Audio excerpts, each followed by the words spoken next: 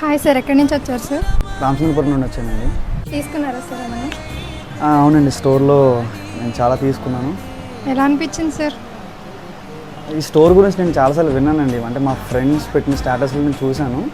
ఆ పోస్ట్లో ఉన్నటువంటి షర్ట్స్ కానీ చాలా చూశాను నేను. అయితే నేను బెంగళూరులో ఉండటం వల్ల చదువుకుంటున్నాను అనమాట. నేను రాలేకపోయాను. ఇప్పుడు నేను హాలిడేస్కి ఇంటికి వచ్చాను.